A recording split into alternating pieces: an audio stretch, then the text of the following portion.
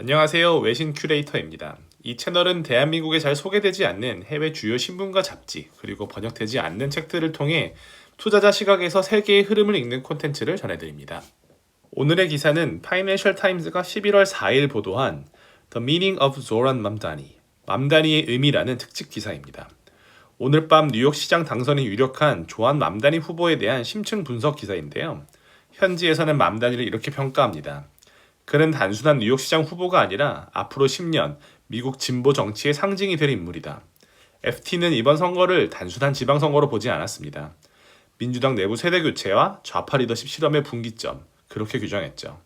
그리고 그 중심에 선 인물이 바로 오늘 우리가 다룰 조한 맘다니입니다. 먼저 배경을 살펴보면 올해 3월 뉴욕시장 에릭 아담스가 부패 스캔들로 물러났고 뉴욕은 혼란스러워졌죠. 그리고 2달 뒤 한 젊은 정치인이 시장 선거 출마를 선언합니다. 바로 뉴욕주 하원 의원 조한 맘다니인데요. 그는 이렇게 말했습니다. 도시를 다시 사람들에게 돌려주겠다. 공약은 단순하지만 파격적이었습니다. 월세 동결, 무료 버스, 무상 보육. 이게 진짜 가능해? 하는 반응도 있었지만 오히려 그 솔직함이 사람들의 마음을 움직였죠. 여름부터 가을까지 뉴욕은 맘다니 열풍으로 들썩였습니다. 오늘 밤 치러질 선거에 앞서 여론조사 결과는 맘다니가 압도적입니다. 아직 결과는 나오지 않았지만 분위기는 이미 확실합니다. 오늘 밤 뉴욕은 새로운 실험을 앞두고 있습니다. 그렇다면 조한 맘다니, 과연 그는 어떤 사람일까요?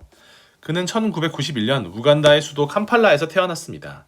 이슬람 인도계 혈통인 그의 선조들은 19세기에 인도에서 아프리카로 이주했지만 우간다의 독재자 이디 아민이 인도계 주민들을 강제로 추방하자 수년간의 방황 끝에 그의 가족들은 결국 미국으로 이주합니다. 맘다니는 7살 무렵 미국에 정착했고 자신은 이렇게 설명합니다. 나는 인도계도 아프리카계도 아닌 사람. 하지만 그 경계에서 세상을 배우며 자랐다. 어릴 때부터 이방인이라는 감각이 그의 정체성의 핵심이었죠. 대학은 버너드 칼리지, 전공은 정치학. 학생 시절부터 시위 현장과 사회운동에 적극적으로 참여했습니다. 불평등, 인종, 주거 문제 같은 도시의 이슈가 교과서보다 현실에 더 가까웠죠. 졸업 후에는 부동산 중개인으로 일을 했는데 그때 그는 매일같이 월세를 감당하지 못해 집을 잃는 사람들을 봤습니다. 그는 그 경험을 이렇게 말합니다. 현장의 경험이 나의 교과서였다. 그때의 경험이 지금의 정치관으로 이어졌습니다. 세금을 논하기 전에 삶을 보라는 것, 복지를 말하기 전에 임대료의 고통을 이해하는 것, 이런 태도가 그를 전형적인 정치인과는 완전히 다른 결로 만들어줬죠. 사람들은 그를 거리에서 배운 정치인 혹은 힙합 정치가라 부릅니다. 실제로 힙합과 농구를 좋아하고 SNS에서도 감정과 문화 언어를 잘 읽는 세대죠. 그는 차분하고 논리적인 연설 스타일로도 유명합니다. 격한 구호 대신 사람들의 일상 언어로 이야기합니다. 그래서 FT는 그를 이렇게 표현했습니다. 그는 거리의 언어로 정치를 재정의한 인물이다. 그렇게 거리의 정치에서 출발한 그의 이야기는 이제 뉴욕 전체를 바꾸는 실험으로 이어지고 있습니다. 맘다니의 선거를 관통하는 건 딱 3가지의 공약입니다. 첫 번째는 임대료 동결이에요. 뉴욕의 약 100만 명 세입자를 대상으로 앞으로 2년간 임대료 인상을 전면 동결하겠다는 겁니다.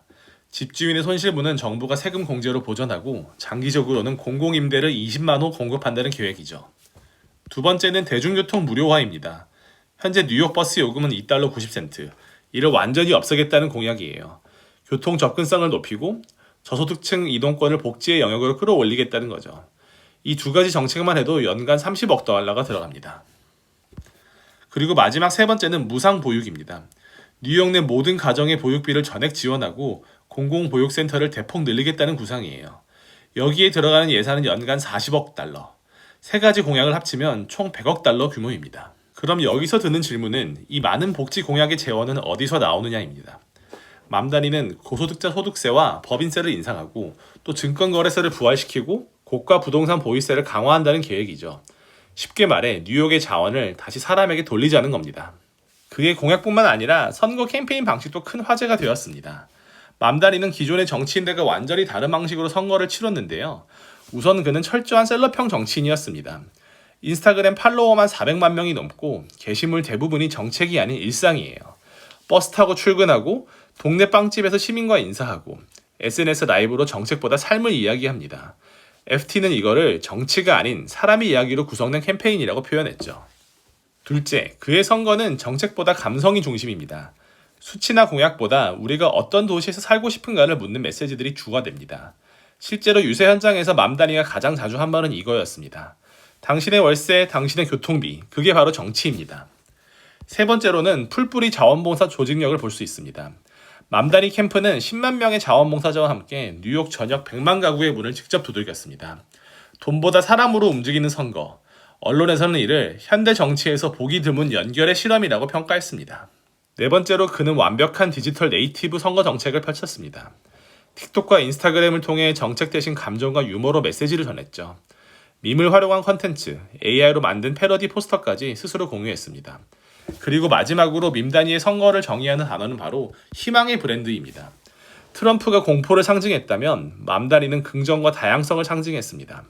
캠프의 색상, 로고, 음악까지 모두 밝고 포용적인 메시지에 맞춰 설계되었습니다. 그래서 FT는 이 선거를 이렇게 요약합니다. 뉴욕식 정치혁명은 거리와 스크린에서 동시에 일어났다. 하지만 맘다니의 당선은 벌써부터 많은 걱정들을 낳고 있는데요. 그의 꿈과 현실 사이의 균형에 대한 우려 때문입니다. 우선 그의 정책들에는 가격표가 붙습니다. 임대료 동결, 대중교통 무료화, 무상보육, 여기에 공공의료 확충까지 더하면 연간 필요한 예산은 100억 달러를 넘습니다. 뉴욕시 전체 예산의 10%에 달하는 규모죠. 하지만 더 큰 문제는 세수 자체가 줄고 있다는 점이에요. 뉴욕은 지난 몇 년간 금융회사 본사들이 텍사스로 이전하였고 부자들 역시 세금 부담을 피해 대거 플로리다로 이주했습니다. 기업들 역시 이탈하고 있는데요. 부자 증세가 결국 중소기업까지 압박할 수 있다는 우려 때문에 이미 뉴저지와 코네티컷 지역으로 스타트업 본사들이 많이 옮겨갔습니다. 반면 그의 공약은 저소득층 일자리와 공공서비스 지출을 늘리는 방향이라 지출은 커지고 세수가 줄어드는 구조가 만들어집니다. 여기에 코로나 이후 지속적인 물가 상승으로 인해 뉴욕 시민들의 실질 소득은 오히려 줄어들고 있습니다. FT는 이를 두고 복지의 꿈이 세금의 현실과 맞서고 있다라고 표현했습니다. 요약하자면 뉴욕의 도전은 결국 성장보다 분배를 턱한 도시의 실험입니다. FT는 이 실험이 뉴욕을 바꿀 수도 있고 무너뜨릴 수도 있는 이번 세기의 큰 도박이라고 표현했습니다. 하지만 맘다니의 논란은 단순히 경제 문제에 그치지 않고 있습니다. 그는 현재 미국 전역 정치 갈등의 중심에 서 있는데요. FT는 이번 뉴욕시장 선거를 진보와 보수의 전면전이자 민주당 내부의 내전이라고 표현했습니다. 먼저 보수 진영, 특히 트럼프 캠프의 반응은 매우 격렬합니다. 그는 맘다니를 뉴욕판 버니 샌더스, 이 나라를 사회주의로 끌고 간 인물이라고 규정했죠. 트럼프 전 대통령은 직접 연설에서 이렇게 말했습니다. 맘다니는 단순한 사회주의자가 아니다. 그는 이 나라가 그동안 두려워해온 상징이다. 공화당은 이번 선거를 뉴욕 대 미국 본토의 대결 구도로 몰아가고 있습니다. 하지만 흥미로운 건 민주당 내부의 반응 역시 복잡하다는 점입니다. 민주당 내 중도파들은 맘다니를 두고 이렇게 말합니다. 그는 우리의 미래일 수도 있고 동시에 패배의 시작일 수도 있다. 이유는 간단합니다. 뉴욕이 이렇게까지 진보로 기울어버리면 다음 중간선거에서 공화당이 중도층을 흡수할 수 있다는 계산이죠. 실제로 FT는 맘다니의 승리가 트럼프를 도울 수 있다라고도 경고했습니다. 하지만 맘다니는 이에 대해 단호하게 선을 그었습니다. 그는 스스로를 공산주의자와 같은 극단주의자로 칭하는 것에 반발하고 오히려 트럼프식 공포와 분열의 정치를 멈출 사람으로 정의하죠. FT는 이 장면을 이렇게 요약합니다. 맘다니는 양쪽 모두에게 불편한 진실이다. 하지만 바로 그렇기 때문에 뉴욕이 그를 선택했다. FT는 이번 뉴욕시장 선거를 일컬어 전 세계 대도시의 미래를 보여주는 거울이라고 말했습니다.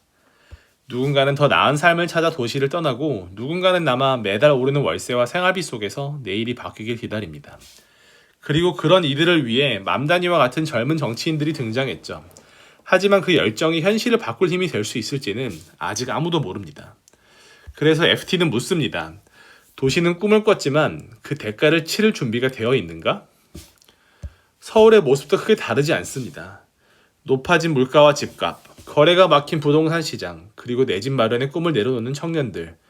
청년 세대는 노력해도 나아지지 않는 현실 속에서 점점 정치와 제도에 대한 신뢰를 잃어가고 있습니다.